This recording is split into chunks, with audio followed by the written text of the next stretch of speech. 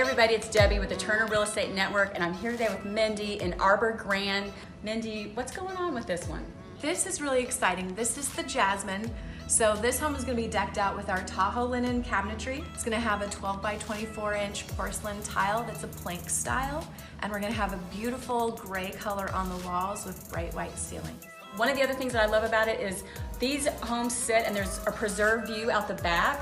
If you're more active and you want to jump on your bike, it's a quick ride over to the Granary, the Naughty Monk, Crowder Brothers, Ace Hardware's there. Mindy, how can they get a hold of you? You can reach me on my cell, or you can swing by Arbor Grande. I'd love to meet you and give you a personal VIP tour. Thanks for watching.